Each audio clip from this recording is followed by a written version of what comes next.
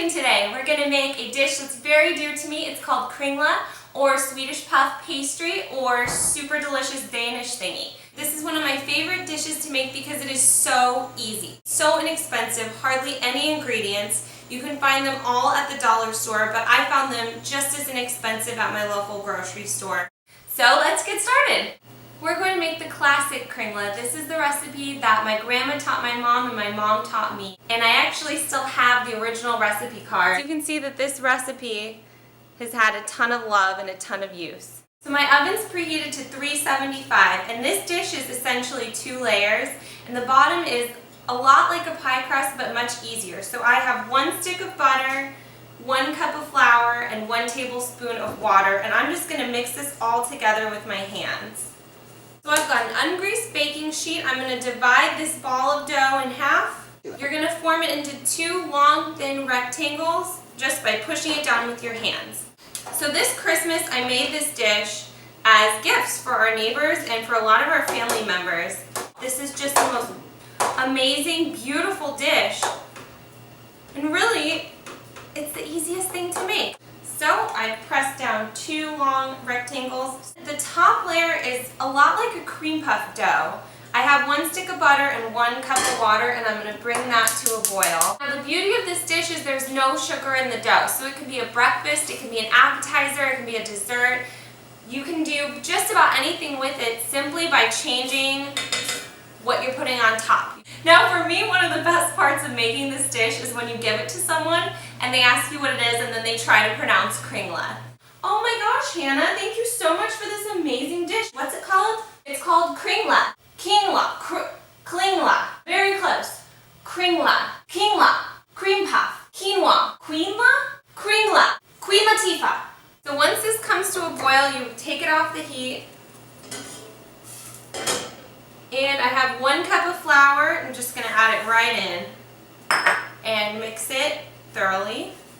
Now I'm going to crack in 3 eggs one at a time and mix it thoroughly after each time. Now a friend of mine recently told me that you're actually not supposed to crack eggs on the edge of your bowl. You're supposed to crack them on a flat surface, and that prevents shells from getting in.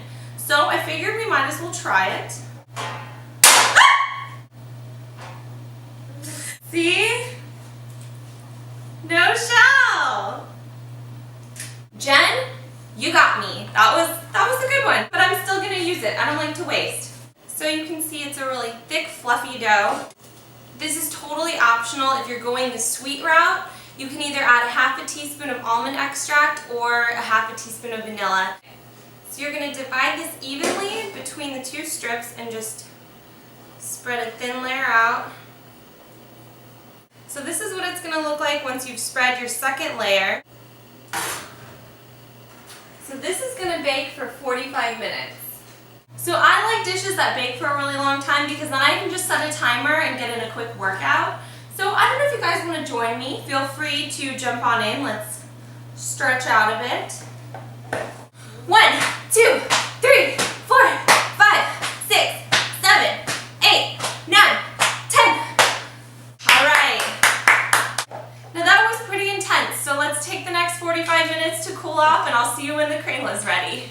Now traditional Kringlar is topped with an almond glaze. This is 1 cup of powdered sugar, 1 tablespoon of butter, about a tablespoon of cream or milk, and a teaspoon of almond extract. Now again, this can be made with vanilla extract. So you want an easy spreading consistency. It's not quite running off the beaters. So I don't have any piping materials. I do the classic plastic bag icing method. I'm going to spoon it all in. And then you just cut a teeny part of the corner off. It's a nice dark golden brown color. Now using this famous bag method, I'm just going to drizzle it right on the pan and cut it all on the pan because it's the easiest way, less mess. Now I like to cut this Kringlar in thin rectangular strips, just cutting about 2-inch rectangles. So now that you've mastered the classic Kringlar, I just want to show you what you can do with this. We're having a little neighborhood get-together tomorrow, so I've made a cheddar chive appetizer Kringlar.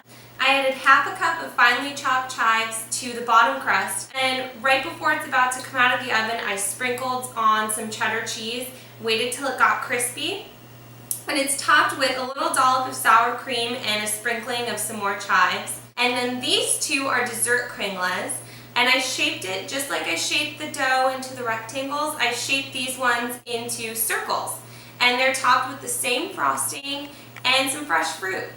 So as you can see, the ideas are endless. Have fun with it, and as the Swedes say, "Varsågod."